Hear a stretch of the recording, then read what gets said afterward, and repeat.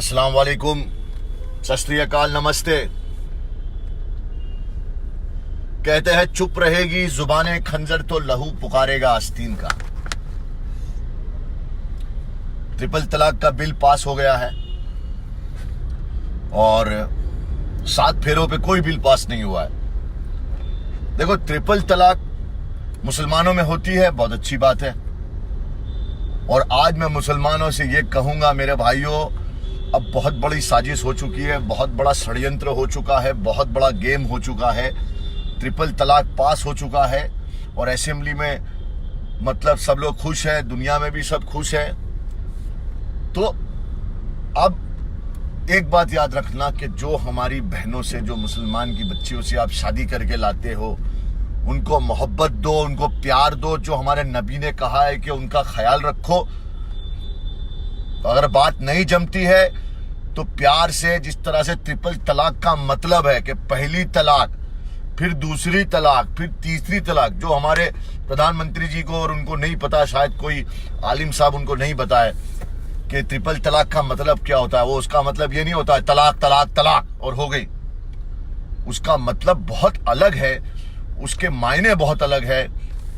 खैर, हमारी शरीयत में दखल अंदाजी हो गई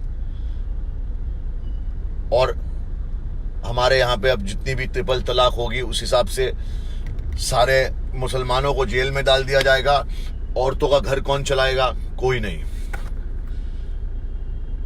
अब तो यह है कि एक शरीयत में ये घुसे हैं, दूसरी, तीसरी, चौथी अब घुसते रहेंगे।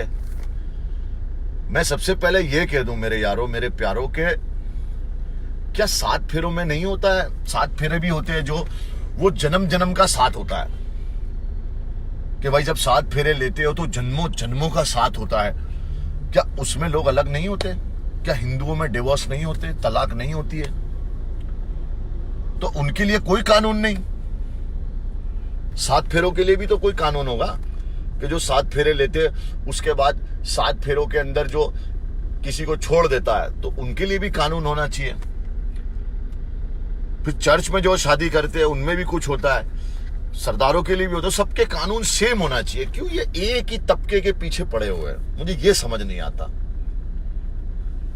एक ही कम्युनिटी, एक ही तबका और एक ही जगह पे सब लोग हथौड़े मार रहे हैं।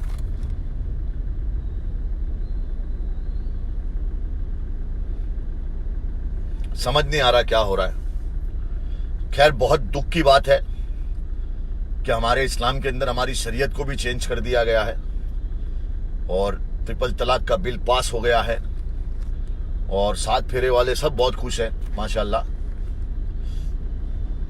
मैं तो यही कहूंगा कि भाई अब सोच समझ के जो लोग भी घर में छोटे मोटे लड़ाई झगड़े करते हैं, देखो, घर का मैटर घर में रखना, अल्लाह के वास्ते। लड़ाई झगड़े सब में होते हैं, बर्तन सब जगह बचते हैं। ऐसा कोई घर नहीं है जहां पे लड़ाई ना हो, झगड़े ना हो। हस्बैंड वाइफ है तो झगड़ा थोड़ा बहुत तो होगा, लेकिन कुछ लोग इस झगड़े को पुलिस स्टेशन ले जाते हैं। अभी पुलिस स्टेशन सोच समझ के ले जाना, क्योंकि गुस्से का घर शैतान का घर होता है। उस गुस्से को आप अगर पुलिस स्टेशन ले गए तो ये ट्रिपल तलाक वाला सदमा है और इसके थ्रू कई मुसलमानों को अंदर डाल दिया जाएगा और बहुत सारी प्रॉब्लम होगी।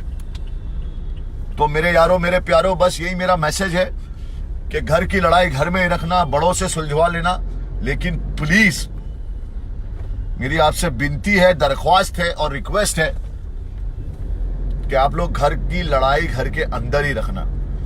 और मेरा माननीय प्रधानमंत्री और माननीय मुख्यमंत्री और जितने लोग इस बिल में पास करने में थे उनसे उनसे मेरा बहुत बड़ा एक रिक्वेस्ट है और एक गुहार है कि 7 फेरे वालों के लिए भी कोई कानून निकाला जाए। क्योंकि मेरी कई दोस्त हैं जिन्होंने 7 फेरे लिए थे, जिनके आदमियों ने, जिनके पतियों ने उन्हें छोड़ दिया है और वो मेरे अल्लाह के बंदे में आके मेरे पास रो रही थी, मेरे एनजीओ में।